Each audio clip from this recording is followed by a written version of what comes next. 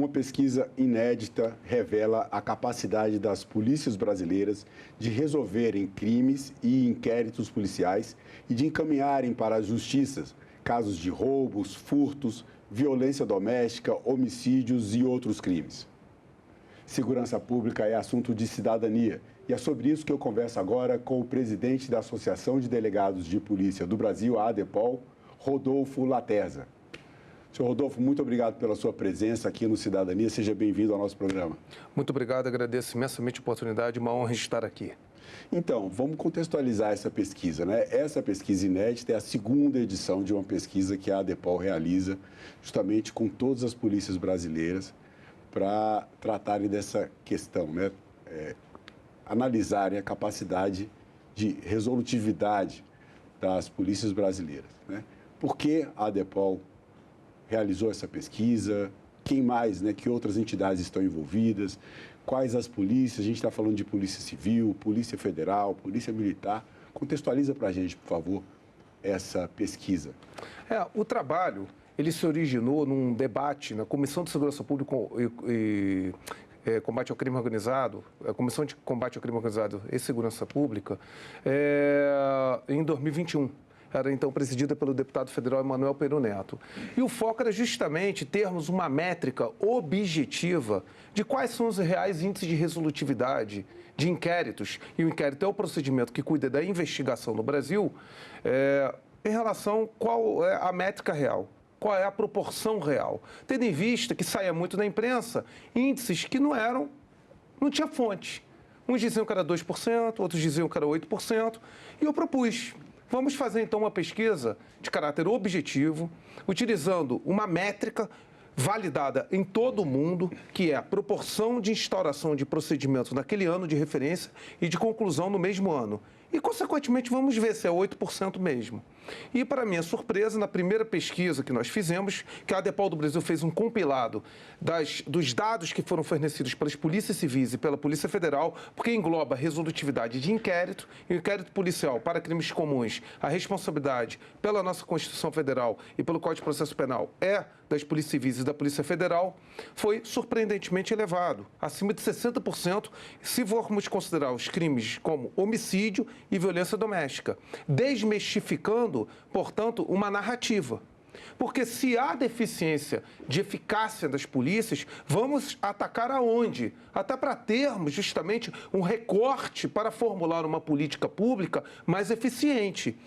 Conjugado ao índice de resolutividade, nossa pesquisa também focou o déficit de efetivo das polícias civis ao longo do território nacional e também a realização, se no caso, adotado inquérito eletrônico, se no caso é adotado alguma formatação, a quantidade de operações que são realizadas.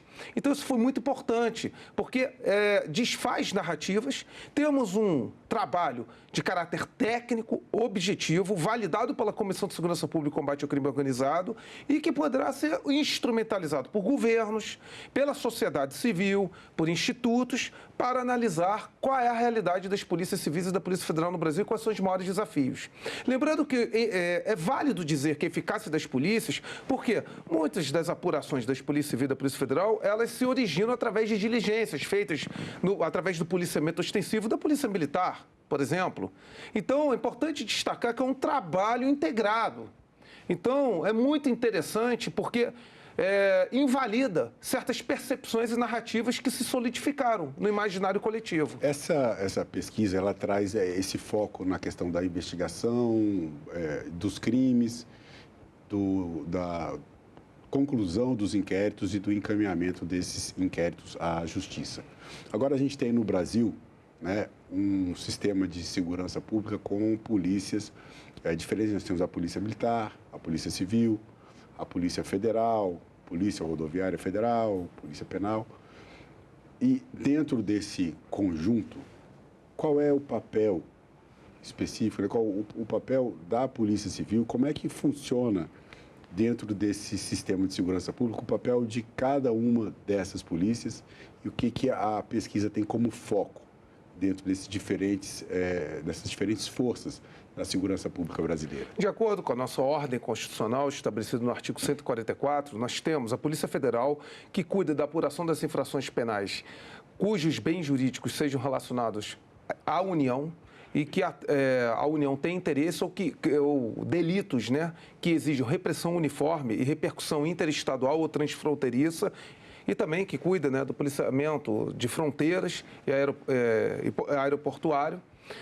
Temos a Polícia Rodoviária Federal, que cuida do patrulhamento ostensivo das rodovias federais e do policiamento, né, das rodovias federais, a Polícia Ferroviária Federal, que faz o mesmo nome das ferrovias federais, as polícias civis que cuidam das apurações das infrações penais comuns em sua respectiva autoria, excetuando as infrações penais militares, as infrações penais militares são de responsabilidade das polícias militares e das Forças Armadas, que versam sobre crimes cometidos dentro da administração militar ou no interesse ou em serviço, né, da atividade castrense, da atividade militar.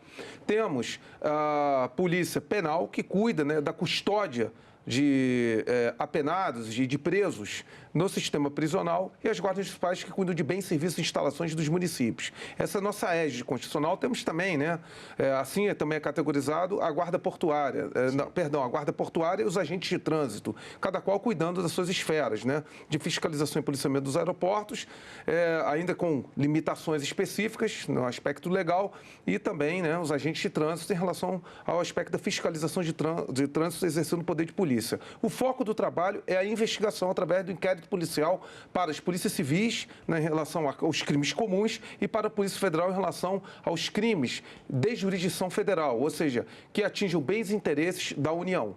Esse foi o foco. Por que nós procuramos delimitar?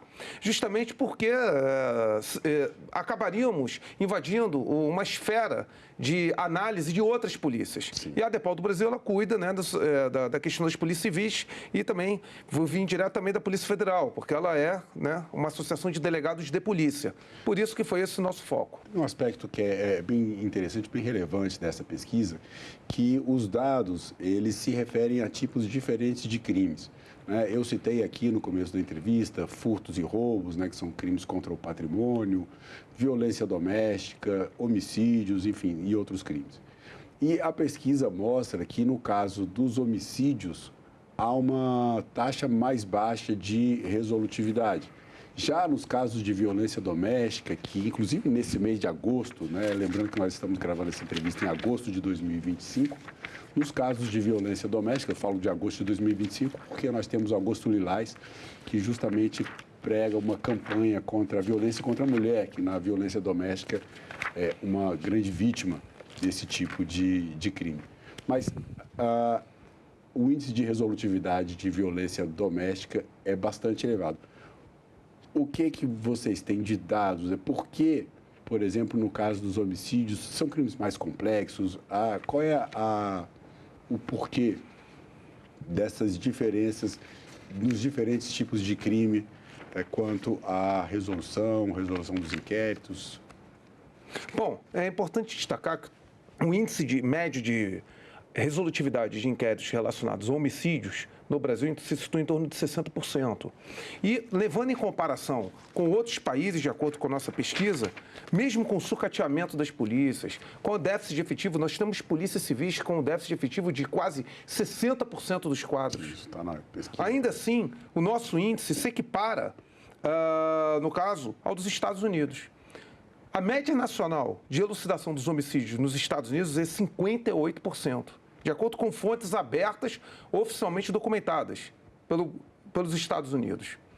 O que acontece? O delito de homicídio ele é de extrema complexidade em relação às provas técnicas a serem obtidas, porque muitas vezes restam provas de caráter subjetivo, que são testemunhas. E as testemunhas, muitas vezes, elas não têm validação daquilo que afirmam na fase da investigação. Sem contar que a complexidade de análise dos vestígios demanda principalmente uma corrida contra o tempo. Porque os vestígios, que é a matéria bruta das evidências criminais, elas desaparecem ou deixam resíduos que são difíceis de serem coletados. Muitas vezes tem-se dificuldade também de uma entrega rápida dos laudos periciais. E, em função disso, muitas vezes as polícias são obrigadas a buscarem outros meios de prova. E, hoje em dia, tem se utilizado muito como meio de prova de elucidação trabalhos relacionados à apreensão de outros meios de provas, que levam justamente ao cruzamento de dados da dinâmica criminal propriamente dita. Mas por isso que é muito importante a análise do local de crime, a presença de equipes qualificadas no local de crime para fazer uma análise perinecroscópica, ou seja, de relação dos vestígios com a dinâmica do crime e, consequentemente, já gerar uma linha de investigação que leve, logicamente, ao máximo de coleta de provas. E quanto mais provas objetivas, mais uma investigação de homicídio fica segura. Então, é um tipo de crime tradicionalmente complexo, não é só para o Brasil. Alguns países, como, por exemplo, a Alemanha, tem 92,30%, mais de 92% de elucidação, porque o índice de homicídio deles é centenas para o país inteiro.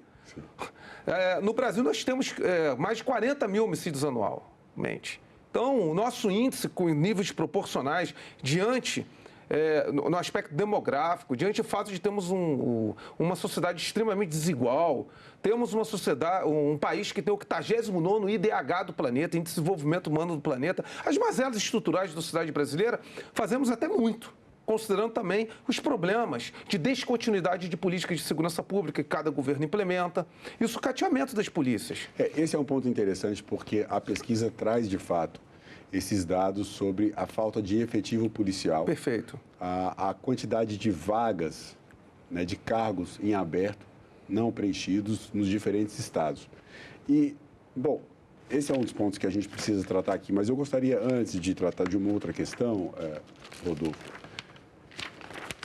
há uma diferença nas respostas dos diferentes estados, né? Cada estado tem a sua polícia civil e eu percebi que alguns têm diferentes fontes de dados ou diferentes maneiras de análise de dados. Embora a pesquisa tenha uma uniformização, o que dá um caráter técnico mais assertivo para as informações que a pesquisa revela, dentro das polícias nem sempre esses dados estão disponíveis de maneira unificada. E aí a gente entra numa questão, que é uma questão de políticas públicas, você acabou de citar, que é o Sistema Único de Segurança Pública e a PEC da Segurança Pública. Eu gostaria de saber sobre isso duas coisas. Em que sentido essa pesquisa auxilia na formulação dessas políticas públicas e como a ADEPOL analisa hoje essa proposta de emenda à Constituição, perfeito, a PEC 18 de 2025, que trata justamente da segurança pública, que é um dos temas mais sensíveis da nossa sociedade hoje. Perfeitamente.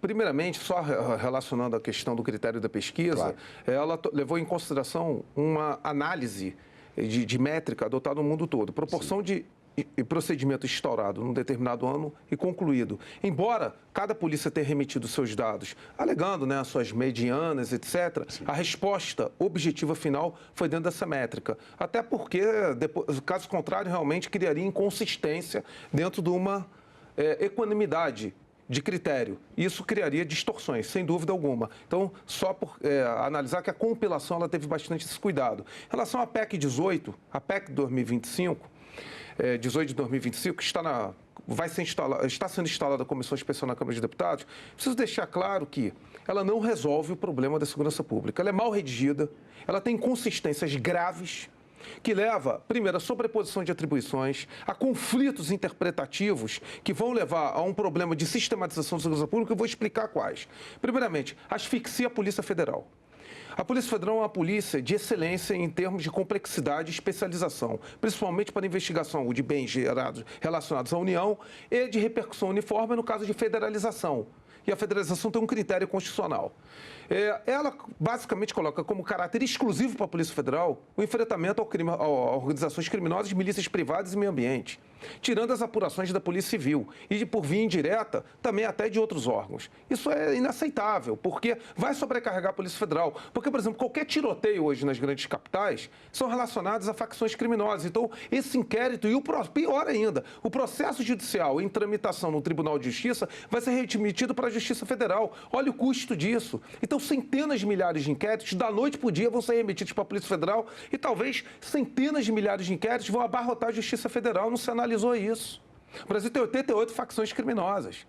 Imagina você tirar o caráter, eu diria, de competência comum das polícias civis e federal, definido aqui, claro, o critério de especialização de cada qual, para investigar as organizações criminosas, o caos que isso vai gerar. Segundo ponto, uma desconfiguração da Polícia Rodoviária Federal, que faz um grande trabalho, merece maior valorização a Polícia Rodoviária Federal, mas que cria a Polícia Viária Federal sem ter conversado com os atores diretamente envolvidos. E quando se cria uma extensão das atribuições da Polícia Rodoviária Federal nesse nível, vai ter que aumentar o efetivo, você vai ter impacto fiscal. Com 10 mil homens, como é que você vai resolver atuar para os portos, atuar para as hidrovias? A Polícia Rodoviária Federal não tem efetivo suficiente nem para as rodovias. O conjunto de rodovias que o Brasil tem, o Brasil buscou focalizar e priorizar o transporte rodoviário. Então, a Polícia Rodoviária Federal mereceria, isso sim, maior investimento, em detrimento de já investir num aumento de atribuição. Outro ponto a destacar, que precisamos aqui frisar, que é outro problema, relacionado à questão das guardas municipais. As guardas municipais merecem ter um tratamento definitivo no âmbito do artigo 144 caput, mas isso tem que ser feito de uma forma harmônica com as polícias militares, porque aqui no Congresso Nacional nós procuramos nos pacificar com a nossa co-irmã, a qual sempre houve muitos conflitos em âmbito nacional. Conseguimos uma pacificação para poder passar as leis orgânicas da Polícia Civil, a lei orgânica da Polícia Militar, o SUSP, Sistema Único de Segurança Pública, só que a PEC, da forma como ela está redigida, não busca o equilíbrio na segurança pública municipal, que é essencial, e aqui eu deixo claro a necessidade de fortalecimento das guardas municipais, com a atratividade da Polícia Militar. Nós não podemos gerar conflitos atribuicionais. E aqui eu vou pegar um exemplo, Marcelo, e para você, espectador. O relatório da Comissão de Inteligência do Congresso norte-americano sobre a causa dos atentados de 11 de setembro foi, sabe o quê? Sobreposição de atribuições entre as agências de segurança norte-americanas e de inteligência. Cada qual queria fazer o trabalho da outra. Depois disso, eles ficaram tão sérios quanto essa questão que hoje eles trabalham com regimes de coordenação e cooperação, cada qual nos limites das suas atribuições legais e constitucionais.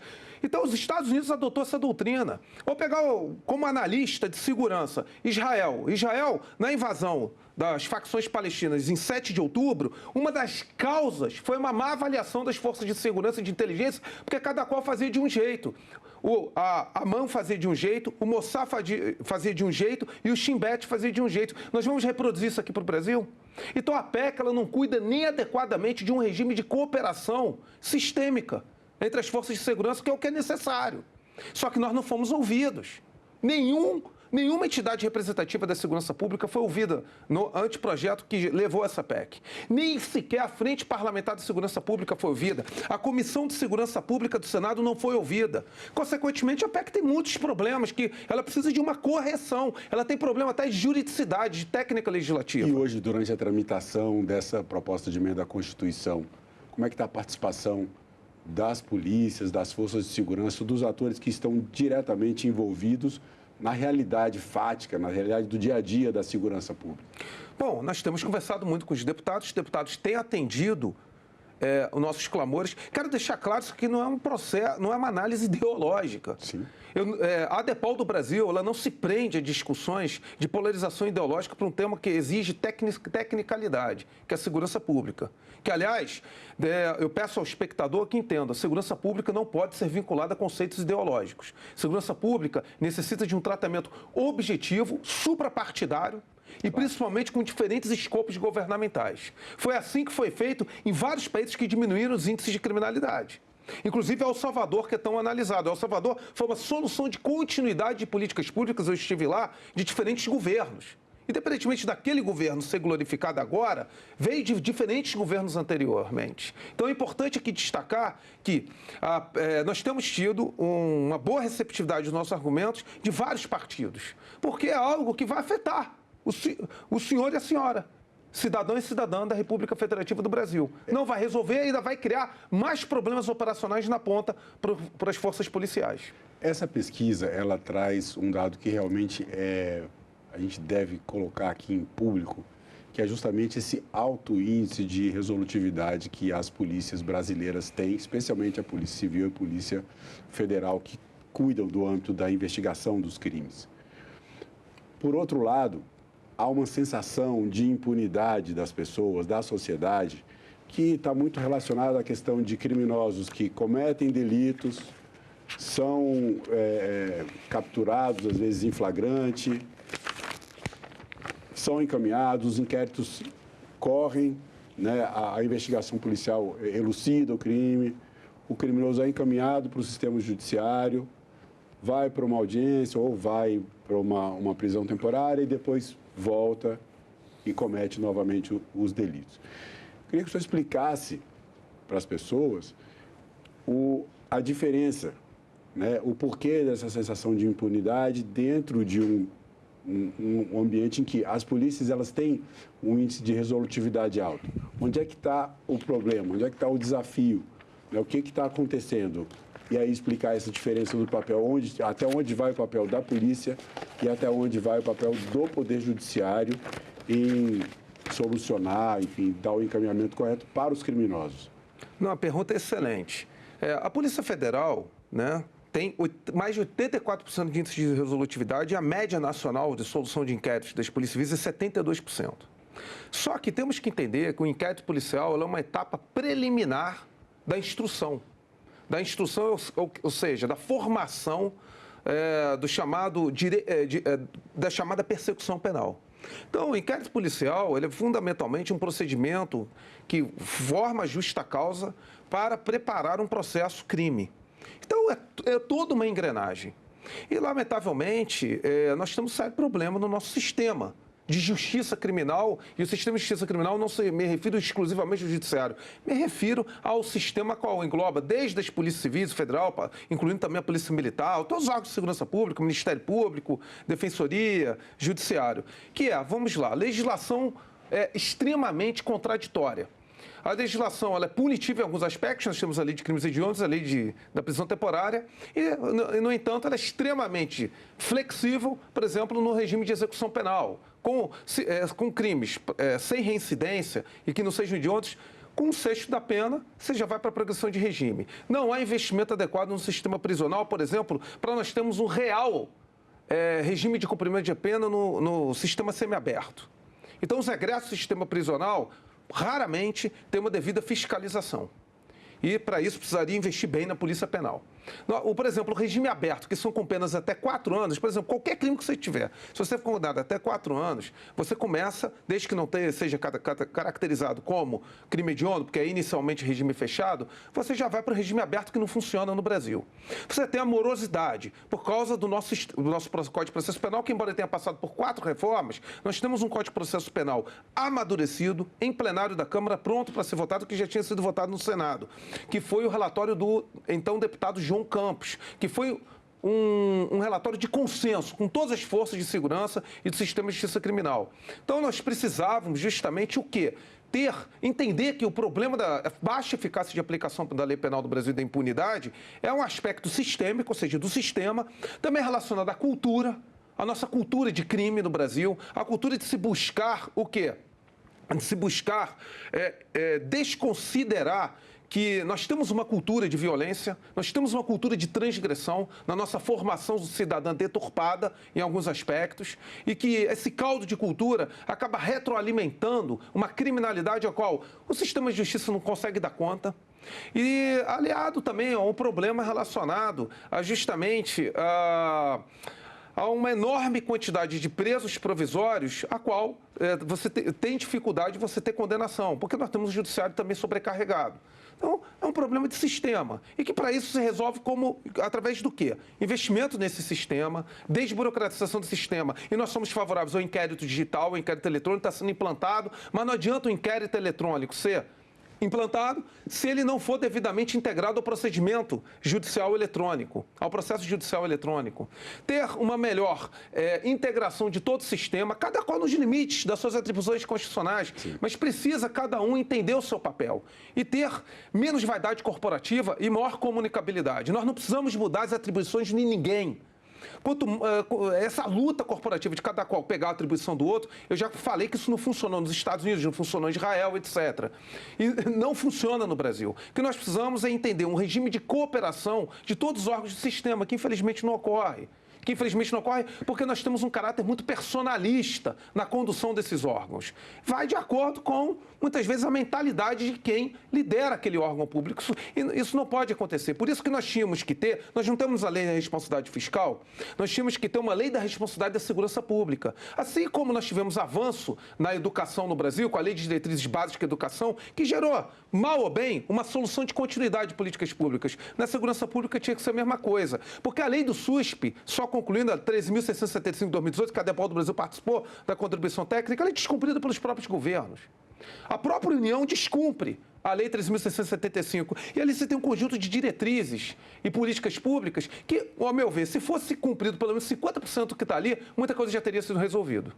Bom, sem dúvida, a questão da unificação desse sistema, né, o Sistema Único de Segurança Pública e uma unificação de dados, o aumento de comunicabilidade entre as polícias, sem dúvida, isso nos parece muito claro que é um bom caminho para melhorar ainda mais os dados de segurança pública no Brasil e a sensação de segurança, que é algo que a sociedade tanto pede, né?